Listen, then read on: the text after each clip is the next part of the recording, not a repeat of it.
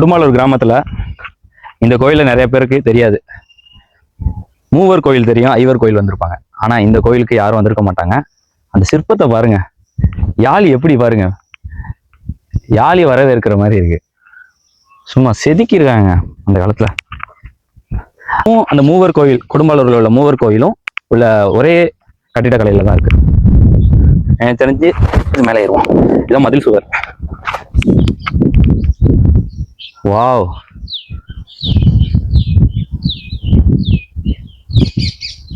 பல்வேறு கல்வெட்டு இருக்கு. ஆனா பெரும்பாலும் மக்கள் இங்க இதை வந்து பார்க்க மாட்டேங்கிறாங்க யாரும். இதெல்லாம் வந்து பார்க்கணும். நம்ம வரலாற்று சிறப்பு மிக்க 1000 வருஷம் பழமையான இந்த கோயில் எல்லாம் எல்லாரும் வந்து பார்க்கணும். இங்கெல்லாம் சிதலம் அடைஞ்சிருச்சு. இங்க அம்மன் இருந்திருக்கலாம், சிலைகள் இல்லை, எதுவுமே இல்லை.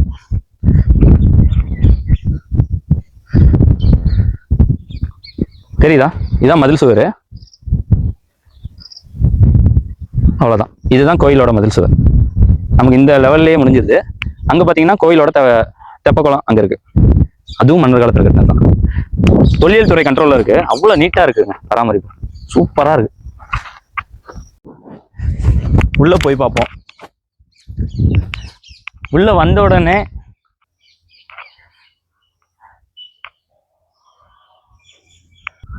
ஆயிரத்தி 200 வருஷம் பழமையான தூண். இதுல பாத்தீங்கன்னா சிற்பக்கலையில இருந்து ஓவியக்கலை வந்து சிற்பக்கலையா மாறின அனைத்துமே நீங்க பார்க்கலாம். இங்க வந்து பாருங்களேன், உங்களுக்கு காட்டுறேன். தெரியுதா? ஓவியக்கலை அப்படியே சிற்பக்கலையா மாறினதுக்கானது. இவ்வளவு அழகா இருக்கு பாருங்க.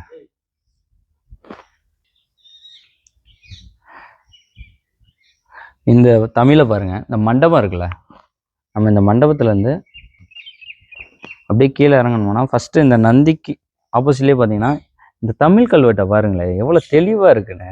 ஆனால் இது வந்து முழுசா இல்லை, பாதி சதலம் அடைஞ்ச மாதிரி இருக்கு. இல்லை எனக்கு அது பார்க்க தெரியலையான்னு தெரியல. இந்த தெளிவாக இருக்கு. வட்ட வடிவான தமிழ் உத்தம. இன்னைக்கு நம்ம வந்திருக்க ஊர் கொடும்பாலூர், புதுக்கோட்டை மாவட்டம் கொடும்பாலூர் பகுதியில் அமைஞ்சுள்ள திரு முதுகுன்றம் உடைய நாயனார் அவர் உங்க கோயிலுக்கு தான் வந்திருக்கோம். இந்த கோயில் வெளியிலேருந்து பார்க்க எவ்வளோ பிரம்மாண்டமாக இருக்கு. உள்ள போகும்போது தான் தெரியும் இதோட வரலாறு. கிபி 9ஆம் நூற்றாண்டிலேயே முதலாம் பராந்தக சோழனின் 4ஆம் ஆட்சி ஆண்டில் இந்த கோயில் கட்டியிருக்காங்க. கொடும்பாலூரை ஆட்சி செய்த மகிமாலய இருக்குவேல் என்பவரால் கட்டப்பட்டது. இருக்குவேல்னா யார் தெரியுமா? குறுநில மன்னர்களாக இருந்தவர்கள் தான். இந்த இருக்குவேல், மகிமாலய இருக்குவேல் மன்னரால சிவன் சன்னதி கட்டப்பட்டிருக்கு. 16ஆம் நூற்றாண்டுல விஜயநகர பேரரசால அம்மன் சன்னதி கட்டப்பட்டிருக்கு. மகாமண்டபமும் கட்டப்பட்டிருக்கு. இருக்குவேலியர்கள்லாம் யார் தெரியுமா? இருக்குவேலியர் மன்னர்கள் சோழர்களின் சிற்றரசர்களாக, படைத்தளபதிகளாக, திருமண உறவு கொண்டு நெருங்கிய கூட்டாளியாக இருந்தனர்.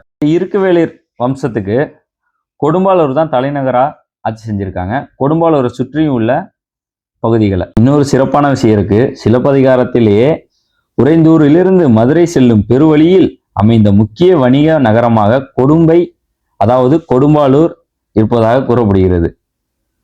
எவ்வளவு சிறப்பு மிக்க ஊர் பார்த்துக்கோங்க.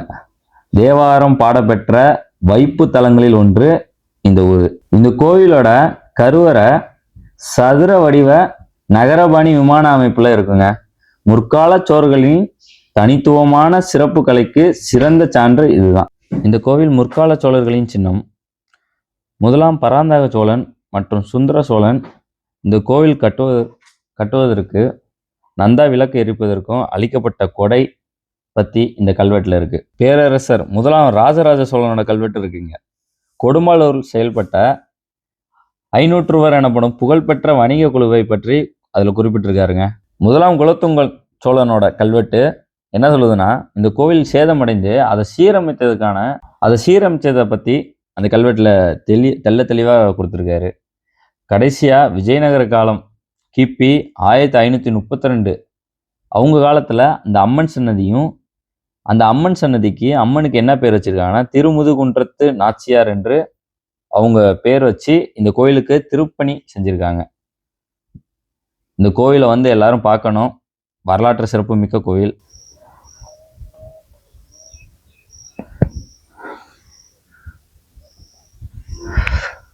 இது முழுக்க முழுக்க கற்கோவில்.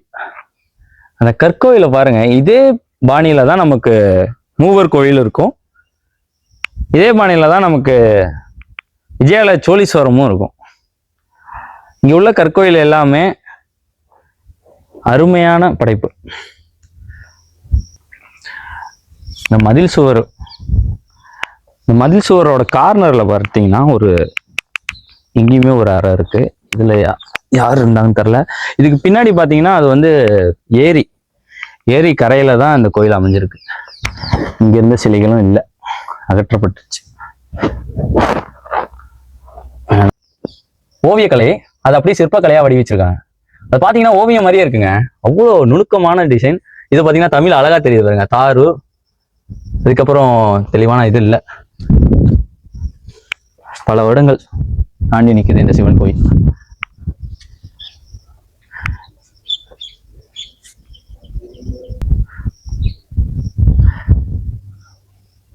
இது ஃபுல்லா கல்வெட்டு தான். தமிழ் எழுத்தை பார்க்கும் போது அப்பா வேற லெவல்ல இருக்கு. அப்படியே இங்க வந்தீங்கன்னா கிணறு, கோவில் பக்கத்திலேயே கோயிலை ஒட்டியே ஒரு கிணறு இருக்கு. இன்னும் தண்ணி இருக்கு, சூப்பரா இருக்கு. ஃபுல்லா உள்ள பாறை தான், பாறையிலே செதுக்கியிருக்காங்க. இந்த கோவிலுக்கான தண்ணீர் வந்து இங்க இந்த கிணத்துல இருந்தே எடுத்துருக்கலாம். இந்த கோயிலோட இந்த கிணத்தோட இதை பார்த்தீங்கன்னா சூப்பரா இருக்கும். சுவர்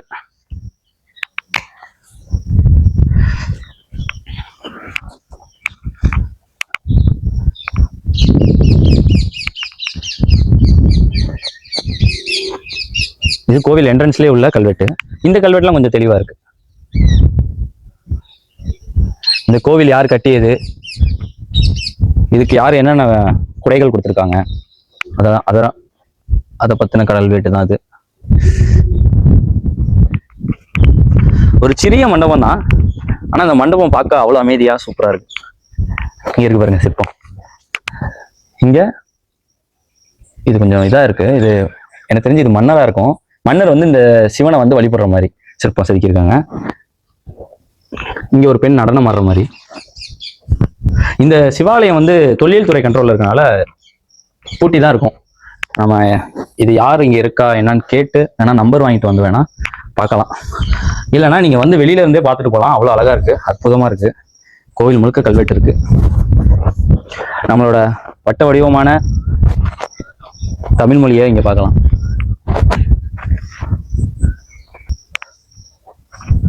இது அம்மன் சன்னதி. அம்மன் சன்னதி பூட்டிதான் இருக்கு. அம்மன் சன்னதி கீழேயும் ஒரு கல்வெட்டு இருக்கு. இது தெளிவாதான் இருக்கு, சதலமடையில. அம்மன் சன்னதியை ஒட்டியுமே கல்வெட்டு இருக்கு. இங்க இந்த 2 கல்வெட்டு மட்டும் தான் இருக்கு. கண்டிப்பா இங்க எல்லாரும் வந்து பார்க்கணும். அருமையான கோயில். நந்திக்கு உள்ள மண்டபத்தை பாத்தீங்களா, அவ்வளவு அழகா இருக்குங்க. அப்படியே பாத்தீங்கன்னா இத்தப்பல நம்ம சிவபெருமான் இருக்காரு.